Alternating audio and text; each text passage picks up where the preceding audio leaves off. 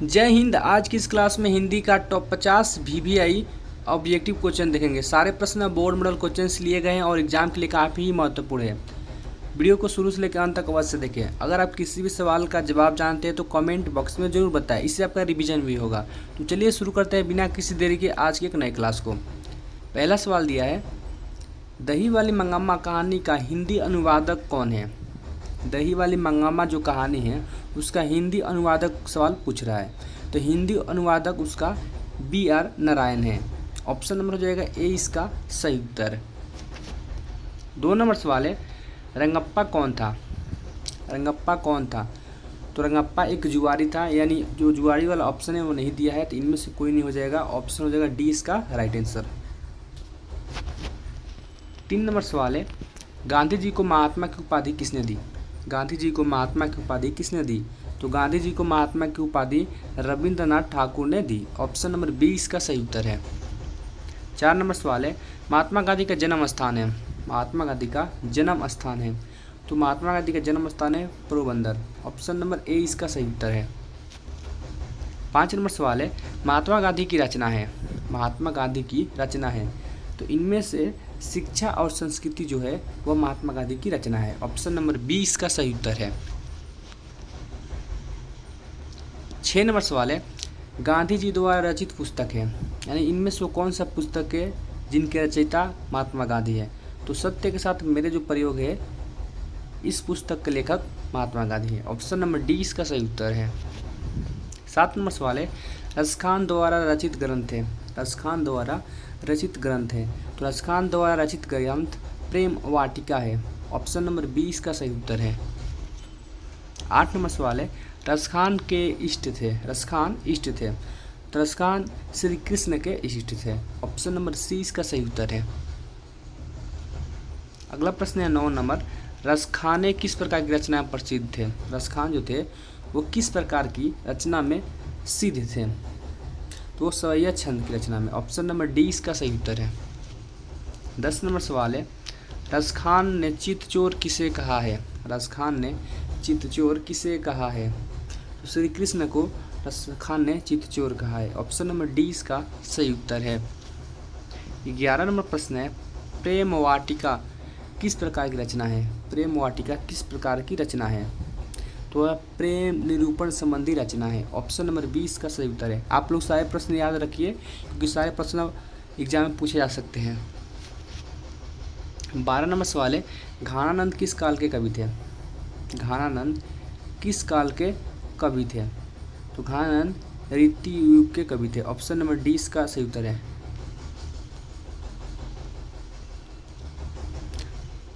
13 number सवाल है आपका, रीति मुक्त काव्य धारा के सिरमौर कवि किन्हें माना जाता है। रीति मुक्त काव्य धारा के सिरमौर कवि किन्हें माना जाता है, तो घानानंद को माना जाता है। ऑप्शन नंबर बी इसका सही उत्तर है। अगला प्रश्न है 14 नंबर, घानानंद किसके द्वारा मारे गए, तो घानानंद नादिर शाह के सैनिकों के द्वारा मारे गए। ऑप्शन नंबर डी इसका सही उत्तर है। 15 नंबर सवाल है, घानानंद किस बादशाह के यहाँ मीर मुंशी का काम करते थे। घानानंद किस बादशाह के यहाँ मीर मुंशी का काम करते थे, तो वह मोहम्मद रंगीले के यहाँ मीर मुंशी के काम करते थे। ऑप्शन नंबर डी इसका सही उत्तर है।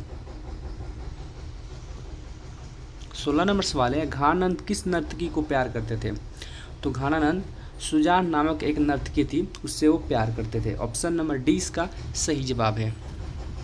17 नंबर सवाल है, प्रेम की पीर का कवि किन्हें कहा जाता है।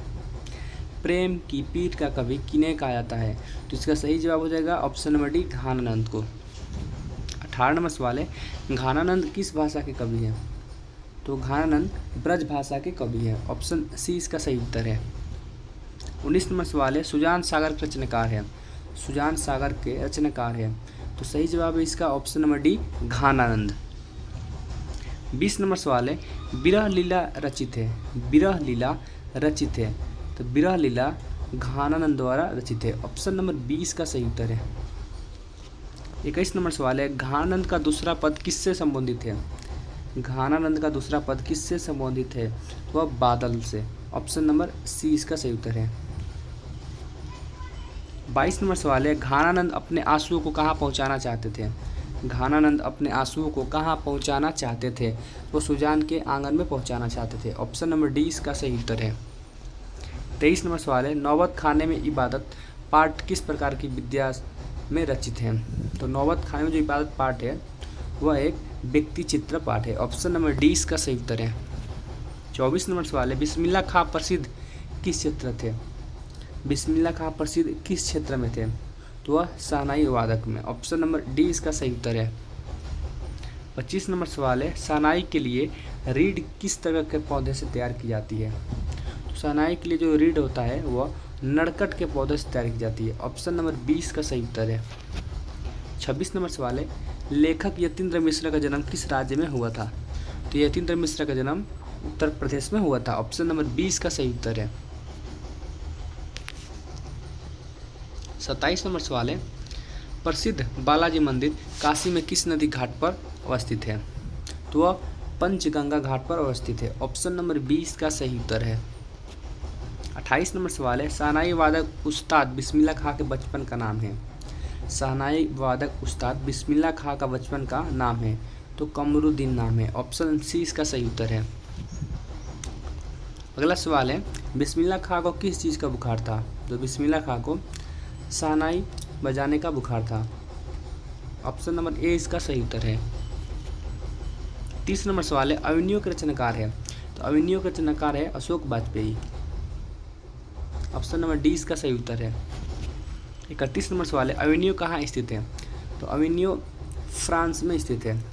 सही उत्तर हो जाएगा ऑप्शन नंबर ए। 32 नंबर सवाल है, एक पतंग अनंत में किनकी रचना है? एक पतंग अनंत में किनकी रचना है? तो अशोक वाजपेयी की रचना है। ऑप्शन नंबर डी इसका सही उत्तर है। 33 नंबर सवाल है, अविनियो किस नदी के किनारे है? अविनियो किस नदी के किनारे है? तो अविनियो रोन नदी के किनारे है। ऑप्शन नंबर 20 का सही उत्तर है। 34 नंबर सवाल है, अशोक वाजपेयी ने किस पत्रिका का संपादन किया?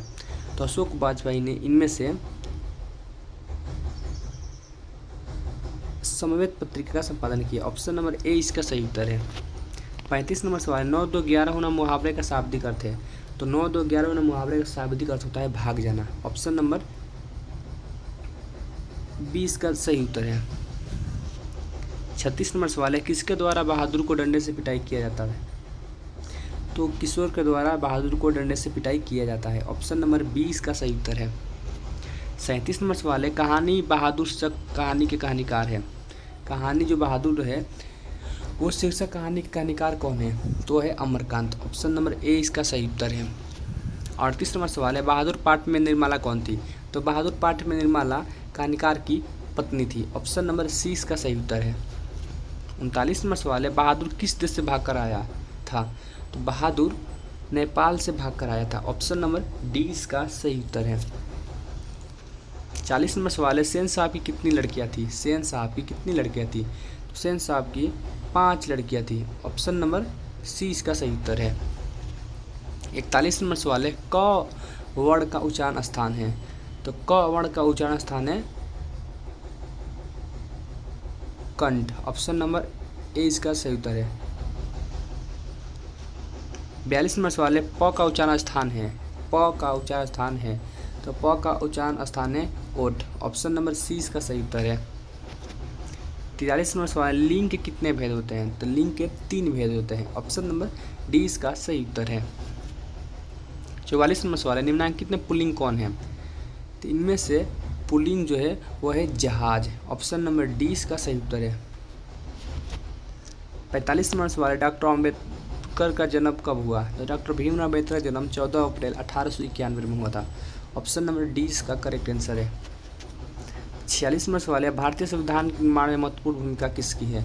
तो भारतीय संविधान के निर्माण में महत्वपूर्ण भूमिका भीमराव अम्बेडकर की है। ऑप्शन नंबर ए इसका सही उत्तर है। 47 नंबर सवाल है, सभ्य समाज की आवश्यकता है? तो सभ्य समाज की आवश्यकता है श्रम विभाजन। ऑप्शन नंबर ए इसका सही उत्तर है। 48 नंबर सवाल है, अम्बेडकर चिंतन व रचनात्मक के लिए प्रेरक व्यक्ति थे? अम्बेडकर चिंतन व रचनात्मक के लिए प्रेरक व्यक्ति थे तो इनमें से सभी के लिए थे। बुद्ध के लिए भी थे, कबीर के लिए भी थे और ज्योतिबा फूले के लिए भी थे। ऑप्शन नंबर हो जाएगा डी इसका सही उत्तर। 49 नंबर सवाल है, श्रम विभाजन और जाति प्रथा क्या है?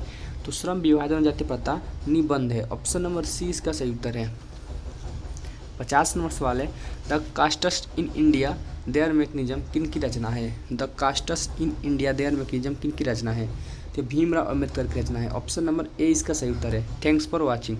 अगर आप पहली बार चैनल को सब्सक्राइब कर ले, वीडियो को लाइक करें और शेयर करें ताकि दूसरे विद्यार्थियों को भी हेल्प हो सके। मिलते हैं एक नए वीडियो के साथ, तब तक के लिए जय हिंद, वंदे मातरम।